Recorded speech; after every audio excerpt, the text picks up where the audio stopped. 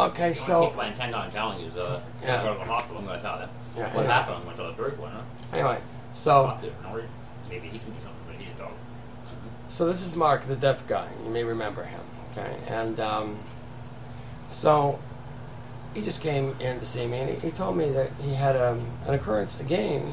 This is a deaf guy, and is having trouble with the police. He has no criminal record, and he gets routinely slammed around by the police. Okay, so tell me your story. What happened?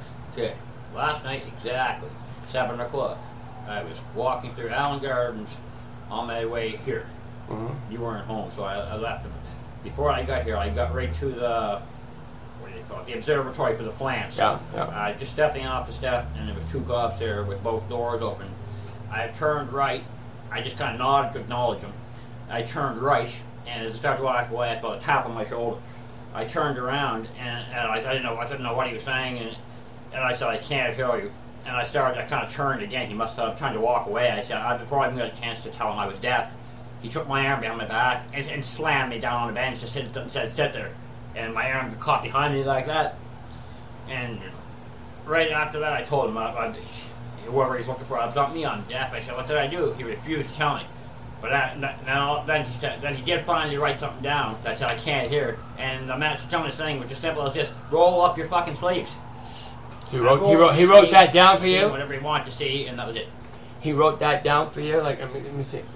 So.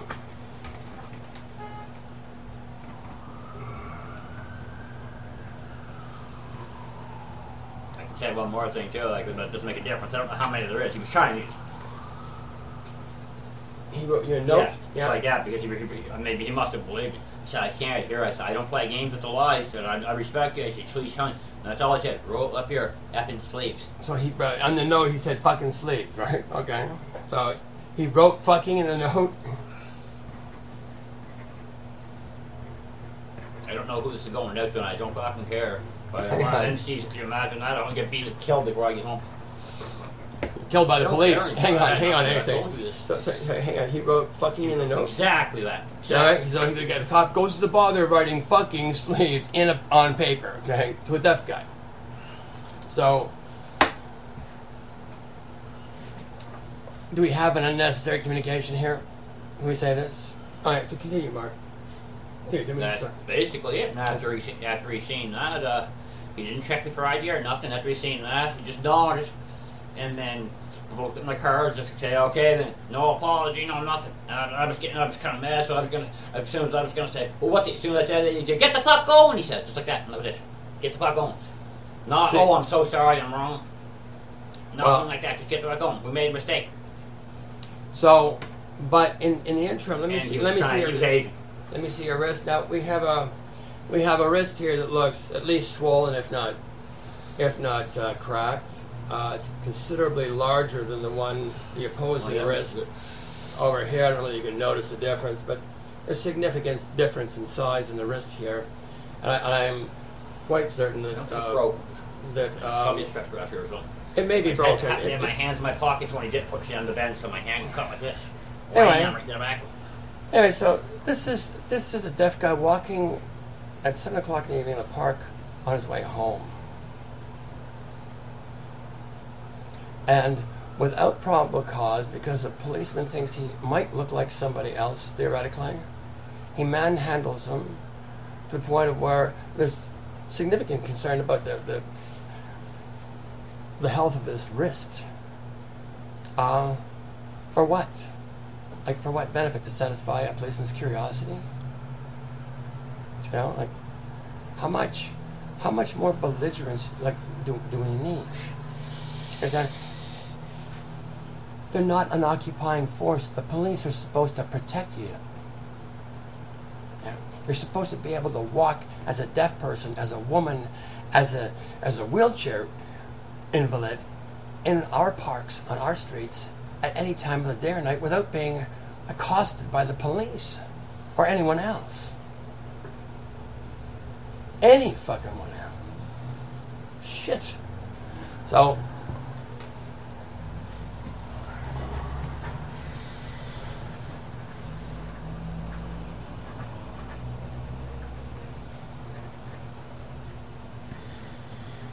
to the hospital. I showed you, but I can't. I have to. I want to wait too long because if that's a break or anything like that, it's got to be fixed straight away.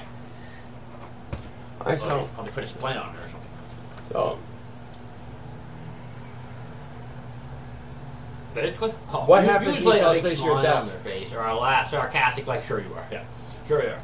So they don't believe you. And I tried to explain myself to them. I wasn't born this way. You can call the seat house and ask them. They're very familiar with me. You can call them, them. They'll give you a number. So because you can talk. Call my doctor if you want. I'm on disability because I'm deaf. Would they give that to me? hang on. Because you can talk. So because you have an ability, they think you have all abilities. Okay. So because you can talk, they think you lie.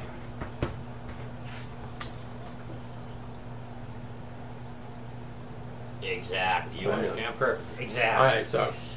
So because this man is deaf and he can talk, the police in their infinite wisdom, the individual's out on parole, the individual, the hard-ons that are trying to stick somewhere, can't quite get away with shooting bullets into the people yet. But you give them time and the little kind of acculturation, we could get to that point.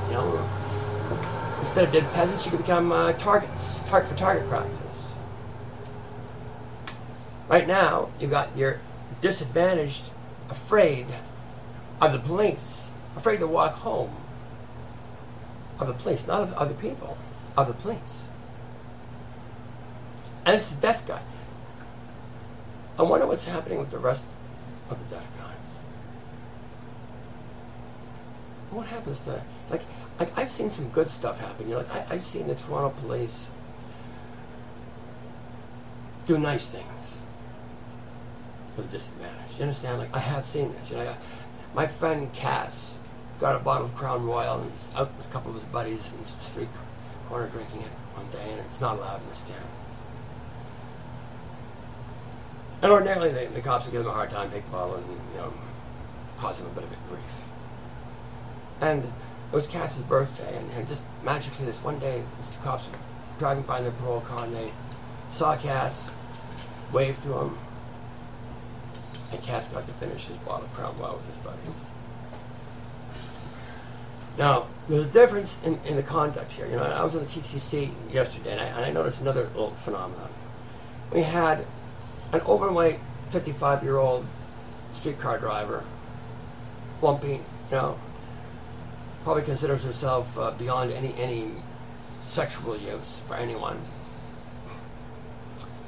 Anyway, so having made this brilliant deductive reasoning, she considers herself basically a non-entity, I would theorize, and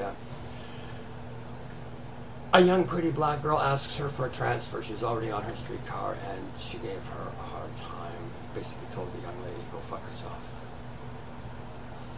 And I thought, well, maybe she doesn't like black people. Maybe it's a prejudiced streetcar driver. And then, less than 3 seconds later, we have an overweight, lumpy black girl stumble up to the streetcar driver and ask her a question, and she couldn't give her all the time in the world for this girl. So your prejudices and your polluted thinking is disorienting you to the point where you can no longer see straight. Your police officers are basically attack-trained hounds that periodically break out of their leashes in some instances, and in other instances they're well-mannered and civilized human beings. So I think we should have a considered effort about encouraging the one and discouraging the other. Have it be unfashionably found with my pants down around my ankles and my self-protrudent, and using the population of Canada or the United States as Vaseline for my next cum. It's unappealing and unbecoming. Can we say this? Yesterday, I'm telling your mom, and you don't want me to do this.